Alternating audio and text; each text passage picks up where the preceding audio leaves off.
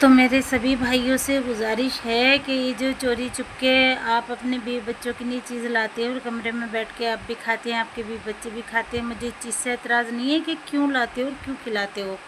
सब अपने बीवी बच्चों की नहीं करते हैं तो आप भी कीजिए। लेकिन अब में अगर जो इतना हौसला नहीं है ना कि अपने बीवी से ही कह सको कि भाई इसमें से मेरी माँ को और मेरे बाप को भी दे दें, तो उनके नहीं अलग लाना शुरू कर दें, वरना सब बैठ के एक साथ खाया करो।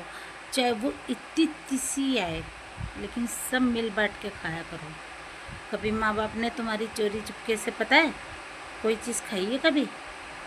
क्यों? क्योंकि वो ये सोचते थे हमारे बच्चे जब हम ला के देंगे तभी तो खाएंगे। जब आप छोटे छोटे थे, बिना कहे आपकी ज़रूरतों को पूरा करते थे वो। पता है क्यों? क्योंकि वो बाप थे। आज वो बच्चे हैं और आप बाप समान हैं। हालांकि रिश्ते में वही बाप हैं, लेकिन बुढ़ापे में बच्चा हो जाता है माँ बाप, और बेटा बाप हो जाता है। उन्हें बेटों से डरने की बजाय एक दोस्ताना रिश्ता रखें आप उनसे। आजकल के बूढ़े माँ बाप अपने औलाद से डरते हैं, तो सभी औलाद से गुजारिश है कि वो डरें ना। इतना अच्छा अपना दिल दिमाग बनाओ। और हाँ, बीवियों को भी दो, मैं ये नहीं कहती बीवी बच्चों को मत दो। बीवी का हक बीवी को दो, बच्चों का हक बच्चों को दो, लेकिन माँ बाप को मायूस मत करो। कभी बहनों की ससुराल गए हैं आप बिना कहे? नहीं गए ना।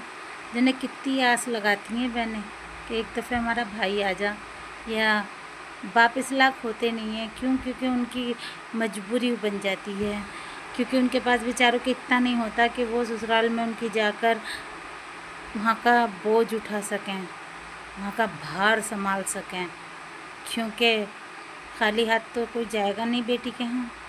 अच्छा, एक बात बताइए, कभी माँ बाप को बिना कहे कहीं घुमाने लेके गए हो? जैसे कि कहीं रेस्टोरेंट में, या किसी पार्क में, या किसी मार्केट में कभी कपड़े दिलवाए हैं बिना कहे?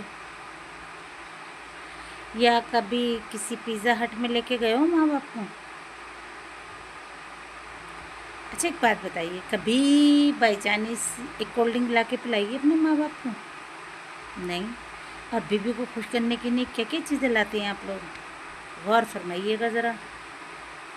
और जो मेरी बात से सहमत हो वो कमेंट बॉक्स में ज़रूर बताएं मुझे कि सही कह रही हूँ गलत। भाइयों, इसे अपनी गलतियों को सुधारो, क्योंकि माँ बाप जाने के बाद दोबारा परछाई भी नहीं देखोगे। उनके पैरों के नीचे